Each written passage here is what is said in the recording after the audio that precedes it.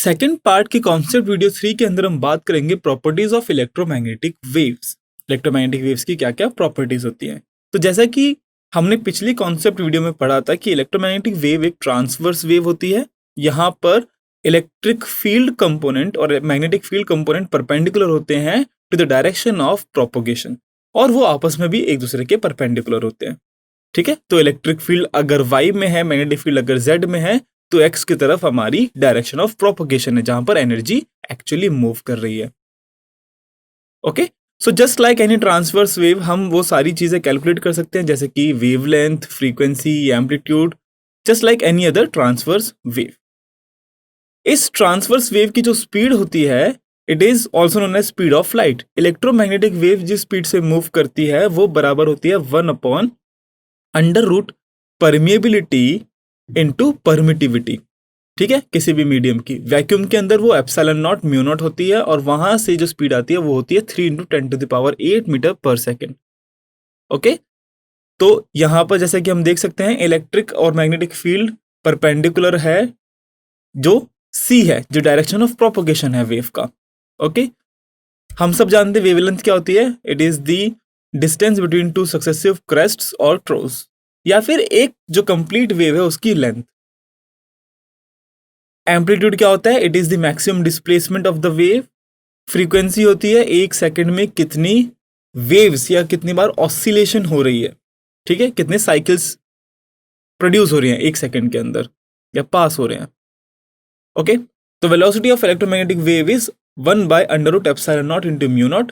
Epsilon naught और mu naught, these are the permittivity and permeability in vacuum.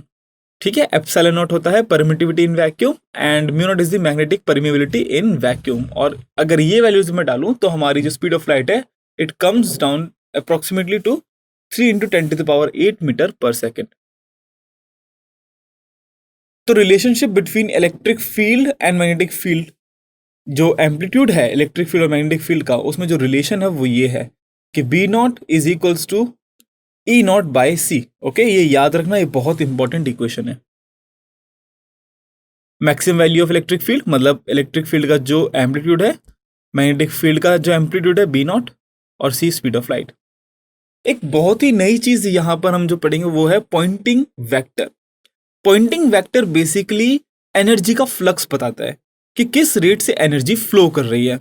ठीक है, it is the rate of flow of energy in an electromagnetic wave per unit area per unit second is called Poynting vector.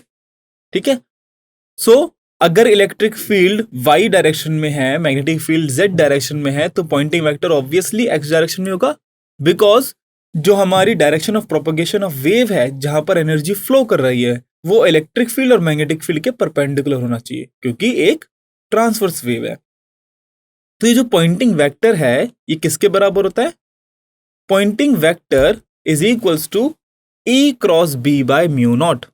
ठीक है, और ये various cases जहां पर हम देख सकते हैं कि पॉइंटिंग वेक्टर एक्चुअली कैसे रिलेटेड है इलेक्ट्रिक फील्ड और मैग्नेटिक फील्ड के। ठीक है, E×B मतलब अगर आपको क्रॉस प्रोडक्ट याद है, तो E×B की जो डायरेक्शन होगी वो पॉइंटिंग वेक्टर की डायरेक्शन होगी। याद रखना, कभी B×E मत कर देना। B×E वो नेगेटिव S हो गया। ठीक है, S इज E×B। और क्योंकि अगर आपको याद होगा, ये वेक्टर की प्रॉपर्टी है क्रॉस प्रोडक्ट की, कि E×B अगर मैं निकालूंगा तो E×B की जो डायरेक्शन है, मतलब जो S की डायरेक्शन, वो E और B दोनों के परपेंडिकुलर है। ठीक है, तो S vector is equals to E×B/μ0। ऐसा unit of S is watt per metre square. ठीक है, ओके, ये एक बहुत ही इंपॉर्टेंट और बहुत ही यूनिक एक प्रॉपर्टी है इलेक्ट्रोमैग्नेटिक वेव की, कि जो optical effect of electromagnetic wave है ना, जो हम देख पाते, जो हम एक्चुअली विजुअली जिसको हम परसीव करते हैं, वो इलेक्ट्रिक वेक्टर उसके पीछे रीजन होता है। Electric vector is responsible for optical effect of electromagnetic waves. ठीक है, तो electric vector is responsible for the optical effect. ये एक प्रॉपर्टी है, इसे जरूर याद रखना। ओके, और ये क्यों होता है ऐसा? क्योंकि मूविंग पार्टिकल्स जो होते हैं, जो पार्टिकल ऑसिलेट कर रहे हैं, वो किस वजह से ऑसिलेट करेंगे? अगर कहीं पर भी कोई पार्टिकल जो विजुअल इफेक्ट दे रहा है, ठीक है, तो वो ऑसिलेट कर रहा है तभी देता है। और वो ऑसिलेट कौन कराता है उसको? इलेक्ट्रिक फील्ड तो ऑसिलेट कराएगी इलेक्ट्रिक फोर्स लगा के, ठीक है। तो hence is the reason behind the optical effect of electromagnetic wave, जैसे कि लाइट होती है। The energy in an electromagnetic wave is equally divided in electric vector and magnetic vector, ठीक है। तो जो इलेक्ट्रोमैग्नेटिक वेव की जो टोटल एनर्जी है वो इलेक्ट्रिक वेक्टर और मैग्नेटिक वेक्टर में इक्वली डिवाइडेड होती है। ओके, सपोज अगर एनर्जी ई है तो इलेक्ट्रिक फील्ड और मैग्नेटिक फील्ड में इक्वली डिवाइडेड है, ठीक है।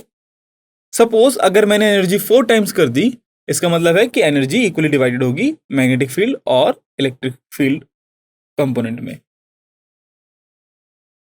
The average energy density of electric field, ठीक है, ये half epsilon not E square, ये हमने पहले भी ये टर्म देखी हुई है, ठीक है। तो average energy density of electric field is given by half epsilon not E square. ये हमने बहुत बार इस एक्सप्रेशन को यूज किया इलेक्ट्रोस्टैटिक्स के अंदर भी, ठीक है। मैग्नेटिक कंपोनेंट जो होगा एनर्जी का, the average energy density of magnetic field is half B square by mu naught, okay, B square by mu naught. और जैसा कि आप देख सकते हैं कि एक रिलेशन है मैग्नेटिक फील्ड और इलेक्ट्रिक फील्ड में कि एप्सिलॉन एनर्जी में ऊपर आता है, यहां पर म्यू नॉट नीचे आता है। अब किसी भी वेव की जो इंटेंसिटी होती है वो होती है कि कितनी एनर्जी पर यूनिट टाइम में परपेंडिकुलरली आ रही है, ठीक है। किसी भी वेव की, किसी भी रेडिएशन की जो इंटेंसिटी है वो हम कैलकुलेट करते हैं कि एक per unit area per unit time में परपेंडिकुलरली कितनी हिट कर रही है, ठीक है। Intensity of electromagnetic waves is defined as the energy crossing per unit area per unit time perpendicular to the propagation of electromagnetic wave, and it is given by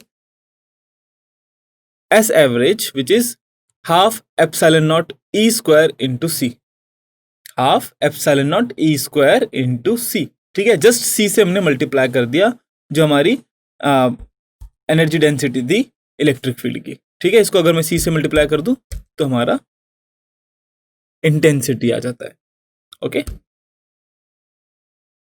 तो अभी तक मैक्सवेल ने जो इक्वेशंस दी थी वो यू कैन से वो भी just equations थी, ठीक है। उन्होंने अपने जो भी ये फॉर्मूलेस फॉर्मुलेट करे, that is because of the reasoning he gave, the conclusion he came up with कि इंडक्शन करंट होता है।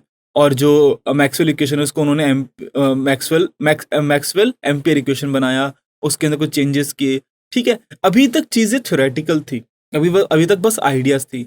लेकिन हाइनरिक हर्ट्ज एक साइंटिस्ट थे और physicist, I should say physicist, और उन्होंने इलेक्ट्रोमैग्नेटिक वेव की एग्जिस्टेंस को कंफर्म किया था इन 1888। और 1888 और ये जो टाइम है before the beginning of 20th century और लेट 19th सेंचुरी, यहाँ पर एकदम इस चीज को एक्सेप्ट कर लिया गया कि यूनिवर्स में जितनी भी इलेक्ट्रोमैग्नेटिज्म की जो भी चीजें हैं, ठीक है, जो भी इलेक्ट्रिसिटी या मैग्नेटिज्म की जो भी चीजें कहीं से भी रिलेटेड है वो हम एक्सप्लेन कर सकते हैं थ्रू मैक्सवेल्स इक्वेशन, ओके। तो क्योंकि वेव है तो एनर्जी है तो क्या हम मोमेंटम कैलकुलेट कर सकते हैं, ठीक है। तो उसका जो रिलेशन है, this is momentum is equals to energy divide by the speed of light, ठीक है। ये फॉर्मूला याद रखना, ये हम मॉडर्न फिजिक्स के अंदर भी इसी सिमिलरली एक सिमिलर मेथड सिमिलर फॉर्मूला हम यूज करेंगे, ठीक है। Momentum is equals to mu by U by C, U is the energy, total energy of electromagnetic wave, और पी मोमेंटम है, C is speed of light.